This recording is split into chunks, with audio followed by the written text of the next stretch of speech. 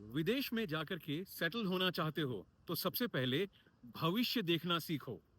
मैं विदेशों में जाकर के कैसे सेटल हुआ और कैसे सफल हुआ विदेश में सेटल होने में, इस वीडियो में इस बारे में डिस्कशन करेंगे। दोस्तों, आप सभी का हार्दिक स्वागत है। मैं हूं आपका साथी, आपका दोस्त। मेरा नाम है प्रियांशु झा।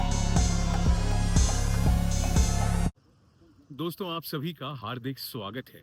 मैं हूं आपका साथी, आपका दोस्त। मेरा नाम है प्रियांशु झा। लोग अक्सर मुझसे पूछते हैं कि मैं विदेश में जाकर के इतने सालों से रहा हूं और हमेशा मैं सफल क्यों हो पाया और मैं कैसे सेटल हुआ। तो मैंने कुछ चीजों को, कुछ बातों को ध्यान में रखा है। मैं आपके साथ शेयर करता हूं। हो सकता है वो आपके काम आए या ना आए। बस मेरी बातों को अपनी जिंदगी में लाने से पहले अपनी जिम्मेदारी से अपनी रिसर्च जरूर कर लीजिएगा। देखिए दोस्तों, अगर आपको विदेश में सेटल होना है या किसी भी दुनिया में किसी भी काम में सफल होना है, तो सबसे पहले आपको सीखना पड़ेगा भविष्य देखना।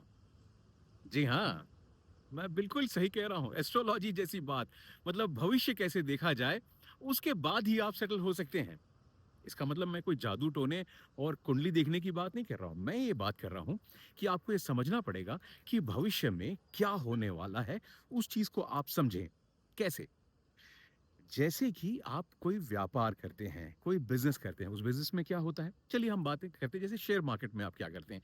शेयर मार्केट में आप ये प्रेडिक्ट करते हैं कि आने वाले समय पे किस शेयर की कीमत बढ़ेगी या कम होगी और उसके हिसाब से आप अपना सौदा लगाते हैं। क्रिप्टो मार्केट में आप क्या करते हैं? यही देखते हैं कि कब एक मार्केट ऊपर होगा या नीचे होगा और उसमें आप ट्रेडिंग करते हैं।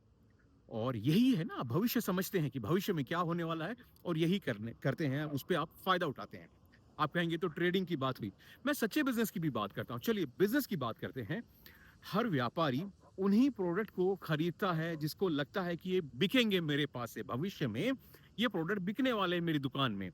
या कोई फैक्ट्री वाला भी उन्हीं प्रोडक्ट की फैक्ट्री डालता है जिसको उसे लगता है कि हाँ, ये प्रोडक्ट आने वाले समय पे मैं बनाऊँगा और लोग उसे खरीदेंगे, इसकी माँग बढ़ेगी। मजदूर भी वही सफल होता है जो उस हुनर को सीखता है, जिस हुनर के बारे में उसे लगता है कि हाँ, ये हुनर आने वाले समय में काम आने वाला है। कहीं आपने कोई गलत हुनर तो नहीं सीख लिया। जॉब में भी आप उसी स्किल को सीखते हैं जिसकी आने वाले समय में, फ्यूचर में मांग होने वाली है। तो सबसे पहले दुनिया में जहां भी सफल होना है, उसमें आपको भविष्य देखना सीखना पड़ेगा और विदेश में सेटल होना भी उससे अलग नहीं है। जैसे कि अभी सभी कहते हैं कि यार, आप ब्राजील 1 साल पहले गए और आपने सीधे ब्राजील का पासपोर्ट ले लिया। आपको कैसे पता था? मैंने भविष्य देखा, मैंने समझा, मैंने जाना, मैंने कैलकुलेट किया कि मेरे पास कितना समय है। अगर मैं 45 साल का हूं तो मैं किसी ऐसे देश में जाके स्ट्रगल करने को तैयार नहीं हूं जहां पे नेशनलिटी के लिए 8-10 साल लगते हैं, क्योंकि उस 8-10 सालों का भविष्य, उसके बाद क्या होने वाला है, मुझे नहीं पता था। अगर चीजें मेरे कंट्रोल में नहीं रहेंगी तो मैं उस देश में समय क्यों खराब करूं? आप समझ रहे हैं मैं क्या कह रहा हूं? जैसे कि लोग, आज बहुत सारे लोग, सबकी देखा देखी कहाँ कहाँ चले गए? सबसे पहले बच्चे जो चले गए आज के डेट में, कनाडा चले गए। आपने देखा होगा कई बच्चे वहां पर पे प्रोटेस्ट कर रहे हैं कि we are good to stay, good to stay, good to give PR. उन्हें पीआर नहीं मिल रहा है क्योंकि उन्होंने सबकी देखा देखी कनाडा में पढ़ाई किया। और जब आप स्टूडेंट वीजा पे जाते हैं तो आप ये कागज साइन करते हैं कि मैं जब पढ़ाई करूंगा मैं वापस जाऊंगा। वहां पे उन्होंने ऑप्शन जरूर बनाए थे कि आप वहां पे फ्यूचर में रह सकेंगे, लेकिन ये कोई परमानेंट नहीं था। ये ऑप्शन कोई ऑब्लिगेटरी नहीं है सरकार के लिए। अब वो कहते हैं कि जैसा आपने पढ़ाई किया वापस जाओ। अब वो जा नहीं पा रहे हैं। अब वहां उन्हें झंडा डंडा लेकर के घूमना पड़ रहा है बाहर और सबको वापस भेजा जाने वाला है। हो रहा है ना, आपने देखा होगा, है ना, इंटरनेट पे देखा होगा, यूट्यूब पे देखा होगा, न्यूज़ में देखा होगा। कनाडा में ढेर सारे स्टूडेंट हैं जिनकी पढ़ाई पूरी हो गई और हमें उन्हें अब पीआर नहीं मिल रहा है, उन्हें वहाँ रहने की अनुमति नहीं मिल रही, उन्हें वापस भेजा जा रहा है। क्योंकि उन्होंने भविष्य नहीं देखा। अपने लाखों रुपए उन्होंने इन्वेस्ट कर दिए, अपना कई साल इन्वेस्ट किए और इन कई सालों को इन्वेस्ट करने के बाद में, क्योंकि उनको सिचुएशन के बारे में पता नहीं था, उन्होंने कैलकुलेट नहीं करना आया। बस हम भेड़ चाल की तरह इसके पीछे वो, इसके पीछे वो, हम चलते गए और ये गलती हो गई। जैसे अभी सभी लोगों ने पुर्तगाल जाने के बारे में सोचा। भाई, तुम पुर्तगाल क्यों जाना चाहते हो? क्या सच में तुम्हें पुर्तगाल अच्छा लग रहा है? अगर अच्छा लग रहा है तो जरूर जाओ। और जिन्हें अच्छा लग रहा है ऐसे सिर्फ 10% लोग हैं। बाकी जितने हैं वहां पे सिर्फ पासपोर्ट पाने आए हैं कि जिस दिन मुझे पुर्तगाल का पासपोर्ट मिलेगा, मैं ये पुर्तगाल छोड़ के यूरोपियन यूनियन के किसी दूसरे देश में चला जाऊंगा। क्योंकि यूरोपियन यूनियन के पासपोर्ट पे आप यूरोपियन यूनियन के दूसरे देश में भी जॉब कर सकते हैं। सही बात है ना? इसीलिए करते हैं। आपने देखा होगा कि पुर्तगाल में तो वैसे ही कोई तनख्वाह नहीं है। ऑफिशियल सैलरी 700-800 यूरो है। उतनी सैलरी तो बेलारूस में मिल रही है लोगों को। आप समझ रहे हैं? उतनी तो सैलरी मिल रही है और वहां पे कोई काम नहीं है, और वो भी नहीं मिल रहा है लोगों को। वो भी नहीं मिल रहा है। जो लोग सच में वहां रहते हैं, आपको पता है कि लोग आपसे मजदूरी कराते हैं, बोलते हैं गधा मजदूरी। मतलब वो सिर्फ आपके टैक्स भरता है या कोई थोड़े से पैसे आपको दे देता है। पूरी सैलरी तो कोई नहीं दे रहा है आपको। आपको भी सच बात पता है ना? कोई माने या ना माने, सच्चाई यही है। और ऐसे करके आप अपने कई साल बिताते हैं। पहले कार्ड को आने में ही आपके 2-2 साल लग रहे हैं, है ना? 2 साल के बाद पहला कार्ड क्या है? लोग उसको पीआर समझते हैं। नहीं, वो पीआर नहीं है। वो टेम्परेरी रेसिडेंसी का कार्ड है, जिसे टेम्परेरी कहते हैं। आप अच्छे से समझिएगा किसी वकील से। लोगों ने पढ़ा ही नहीं, फाइल लॉक कहने लग गए, ये कहने लग गए। पर वो टेम्परेरी कार्ड है, और टेम्परेरी कार्ड वाला आदमी 6 महीने से ज्यादा बाहर नहीं रह सकता। मतलब आप अपने घर जाके वापस नहीं आ सकते। आज मेरे पास ब्राजील का पासपोर्ट है, मैं 5 साल के लिए इंडिया जाके वापस आ सकता हूँ। आप समझ रहे हैं? मतलब नेशनलिटी और टेम्परेरी कार्ड में आपको फर्क समझ में आना चाहिए। और फिर आप जब 5 साल रहते हैं, तो आप 5 साल के बाद पीआर भी अप्लाई कर सकते हैं और पासपोर्ट भी अप्लाई कर सकते हैं। कहाँ पे? पुर्तगाल में। लेकिन वहां पे क्या होता है आपके साथ में? होता यह है कि जब आप वहाँ की नागरिकता अप्लाई करते हैं, तो नागरिकता अप्लाई करने से आपको नागरिकता तत्काल नहीं मिलती। देखिए, 7 साल और 8 साल वाले तो बहुत लोगों को मैं जानता हूँ, जिनको 7 साल 8 साल हो गए हैं और अभी तक उनके पासपोर्ट नहीं आए हैं। है ना? पासपोर्ट आना बड़ी बात है, वो उनके नहीं आए हैं। तो 7 साल 8 साल, कभी-कभी और ज़्यादा। और उतने सालों में क्या होने वाला है? और इस बीच में कोई एक छोटा फालता आ गया, हुँ? एक पीसीसी का फालता आ गया, या लोकल में आपका कोई झंझट हो गई, आपकी पूरी मेहनत, सालों की मेहनत हो जाएगी ज़ीरो। और इतने साल, ये 7 साल, 8 साल, 9 साल, 10 साल, आप उस देश में रह रहे हैं जो आपको पसंद नहीं है। साल भर रहने की बात नहीं है ये। ये इतने साल, 7 साल, 8 साल बहुत लंबा समय होता है। आप रह रहे हैं, तनख्वाह आपको अच्छी नहीं मिल रही, आप शेयरिंग में रह रहे हैं, और आपने भविष्य नहीं देखा, और आपको ये नहीं पता कि अगले 5 साल के बाद कौन सा रूल आने वाला है। आपने आज तो रह लिए, आपको ये नहीं पता कि 5 साल के बाद में वहां कौन राष्ट्रपति आने वाला है। भाई, अमेरिका में तो यही हुआ ना, नए राष्ट्रपति आए, उन्होंने खेल बदल दिया। आपको ये नहीं पता कि जिस देश में आप 8 साल, 9 साल, 10 साल बिताने वाले हैं, वहां सरकार इतने सालों के बाद कौन सा रूल लेकर के आएगी, और वो कहेगी नहीं भाई, हमें तो ये रूल ही नहीं चाहिए, हमें नहीं चाहिए भाई ये लोग, ये 5 साल का रूल खत्म, या उसमें ये पॉइंट रहेगा, या ये रहेगा। आप समझ रहे हैं? तो आपने भविष्य नहीं देखा। तो उन लोगों से गलतियां होती हैं जो लोग भविष्य नहीं देख पाते, और जो भेड़ चाल में चलते हैं एक दूसरे के पीछे, और जो पसंद नहीं। हाँ, आपको पुर्तगाल वाकई रहना है, वाकई पुर्तगाल पसंद है, तो वहां रहिए, अच्छी बात है। लेकिन अगर आपको पसंद नहीं है और आप सिर्फ इसी होप में वहां पे बैठे हुए हैं कि एक दिन मुझे पासपोर्ट मिलेगा और मैं जा करके लग्जमबर्ग में जाके जॉब करूंगा, या मैं स्विट्जरलैंड में जाके जॉब करूंगा, या जर्मनी में जॉब करूंगा, और कई तो पुर्तगाल रह ही नहीं रहे हैं, वो सिर्फ कार्ड के चक्कर में गए हुए हैं। तो मेरे भाइयों, भविष्य देखना सीखो। मैंने भविष्य देखा। मुझे पता था 45 साल की उम्र में मैं किसी दूसरे देश में मजदूरी करने नहीं जा सकता था। मेरे पास भगवान की दया से इतना था कि मुझे जिंदगी भर पैसे कमाने की जरूरत नहीं है। मैंने भगवान ने इतना आशीर्वाद दे दिया है इतने समय तक कि मैं पूरी जिंदगी भी जी सकता हूँ, है ना? और मैं इस चीज को कोई कूल के लिए नहीं बता रहा हूँ, मैं सिचुएशन बता रहा हूँ। तो अगर आप इस सिचुएशन के इंसान हैं और आपकी उम्र मेरी तरह है, क्योंकि अगर मैं आज जा करके अपने 8-9 साल दूं, 45 की उम्र में शुरू करूं, तो भाई मेरे पास में 52, 53 और 55 की उम्र में अगर कोई मुझे पासपोर्ट ही मिलता है, तो मैं उसका क्या फायदा उठाऊंगा? और उस 55 की उम्र में मैं क्या क्या करूंगा? तो मुझे जो चाहिए था, जल्दी चाहिए था। मैंने उस भविष्य को देखा, क्योंकि मुझे पता था कि ठीक है भाई, 1 साल का कष्ट है वो मैं उठा सकता हूँ, लेकिन मैं कहीं जा करके ये 10 साल का रिस्क नहीं उठा सकता। तो सबसे पहले ये भविष्य देखना मैंने शुरू किया। दूसरा, लोग मुझसे पूछते हैं कि मैं कोई दूसरे देश क्यों नहीं गया, क्यों यहाँ पे गया?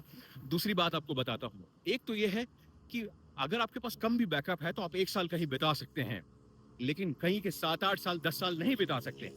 तो ये दूसरी बात हो गई। तीसरी बात आपको समझाता हूँ।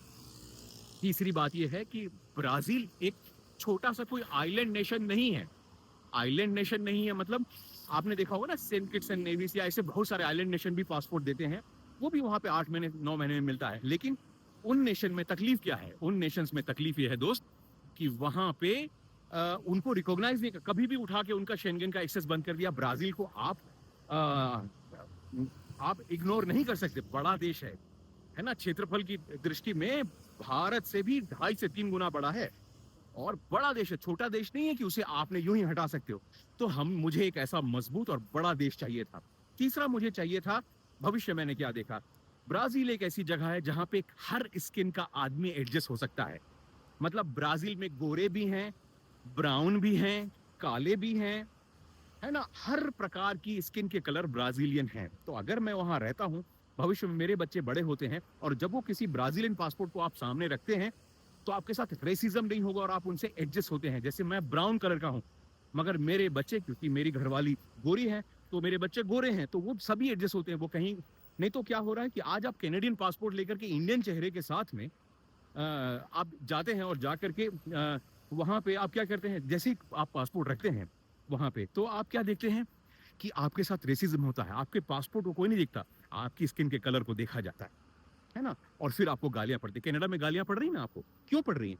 क्योंकि वो आपके पासपोर्ट को नहीं देख रहे हैं, वो आपके त्वचा के कलर, आपकी भाषा, आपके बिहेवियर को देख रहे हैं और सीधे आप पे फिर आपसे लड़ाई करते हैं या आप पे इल्जाम लगाते हैं।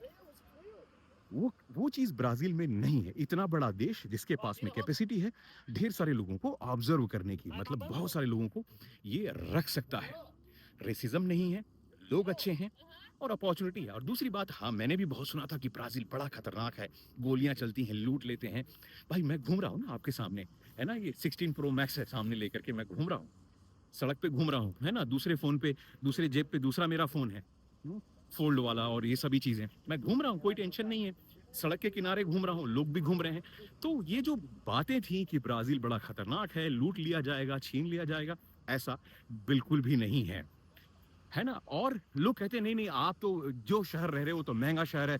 भाई आप एक बार रियो में घूम के दिखाओ। अरे भाई, जो भारत से 2.5 गुना बड़ा देश है, मैं एक ही शहर क्यों जाऊं जिसमें लूटपाट होती है? आप समझ रहे हो ना। अभी आप कोई भारत में, इंडिया में घूमने जाए तो आप क्या कहते हो उसको?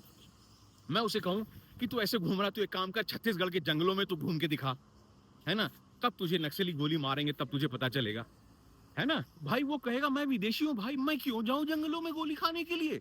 मैं घूमता हूँ ना जयपुर, मैं घूमता हूँ ना मुंबई, मतलब जो बैंगलोर, मैं वहां जाऊंगा। मैं गोली खाने वाली जहाँ गोलियां चल रही हैं उस जगह में क्यों जाऊं? आप कहोगे तो एक काम कर, बांग्लादेश के बॉर्डर पे जा जहां पे पंगे हो रहे हैं। भाई इतने बड़े ब्राजील के देश में मैं क्यों जाऊं उस जगह में जहां पंगे हो रहे हैं? बड़े बड़े शहर है ना यहाँ पे, ये बड़ी बड़ी बिल्डिंग, ये लग्जरी शहर बना हुआ ना, मैं यहाँ पे क्यों ना रहूं? आप समझ रहे हैं मैं क्या कह रहा हूं?